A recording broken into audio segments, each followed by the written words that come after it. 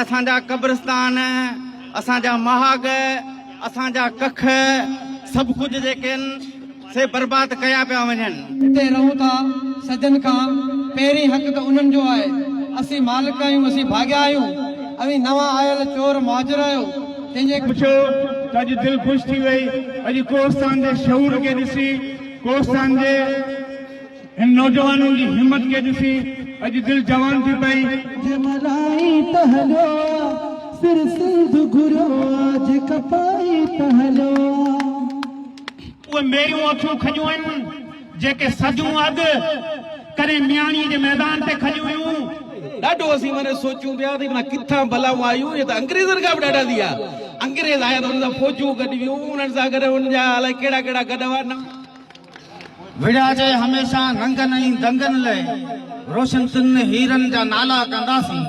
होशूअ वांग विढ़ंदो हिते हर को माण्हू, बचा क़ौमी झांकी जियाला कंदासीं। गोली सीने ते खाई सघे थो पर पंहिंजा हक़ छिनण न ॾींदो। सभई दोस्तनि जा तव्हां फ़लस्तीन आयो आहे, इसराइल तव्हांजे मथां मुसलत आहे ऐं हिननि जी हिकिड़ी पॉलिसी आहे तव्हांखे हिन धरती मां बेदख़ल करणु। ऐं उन्हनि जे नज़र ते आया आहिनि ऐं उन्हनि आलमी सौदागरनि हिते जे पंहिंजे दलालनि सां गॾिजी असांजे जेके वालार, असांजे जेके इलाइक़नि, असांजे कोस्तान ते रिटायर कर्नल मुंहिंजे मथां फरियादी करे, मुंहिंजे ख़िलाफ़ थाणे ते कूड़ी कंप्लेन करे असांखे थाणनि खां डिॼारे वियो। देर सां ई सही पर डॉक्टर लखमीर सभिनी अव्हां खे असांखे जाॻायो आहे। हूअं बि ज़ाती तौर ते असीं सभु इलाही बख़्श बिकक वेठो आहे। असीं ज़ाती था सम्झूं असां हिन जेको धरतीअ ते क़ाबिज़ थियणु, असां सिंध गवर्नमेंट खे हिसो था सम्झूं। असां सभु गॾिजी इहो ई मुतालबो कयूं था त बैरिया टाउन असांखे न खपे ऐं बैरिया टाउन उहो सिंध दुश्मन मनसूबा रथा आहे।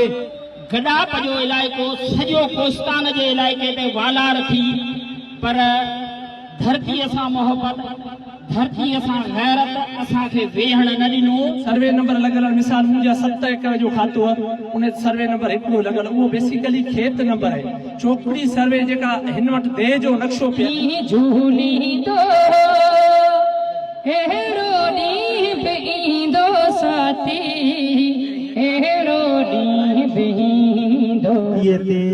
जंहिं भी किस्म जो गैर कानूनी, गैरानी, बदमाशी वारो मनसूबो असांखे न खपे। असांजा जेके जीअं लालूअ जो खेत अॼु लियाक़ताबाद थी वियो आहे। भंगूरिया ॻोड़ जेको निज पुरफतन जो आहे, जंहिंमें प्रोफेसर पंहिंजो सिंध यूनिवर्सिटी जो हिकु वॾी साज़िश आहे।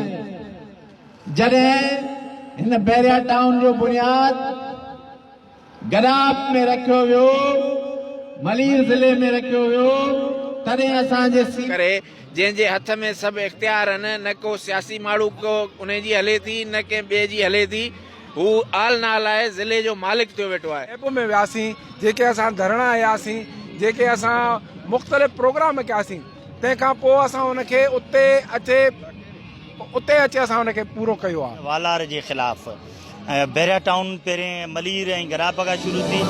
हिन वक़्तु बैरिया टाउन कोस्तान जे सतनि अठनि ॾींहंनि ताईं उनजी पकड़ थी आहे उन खां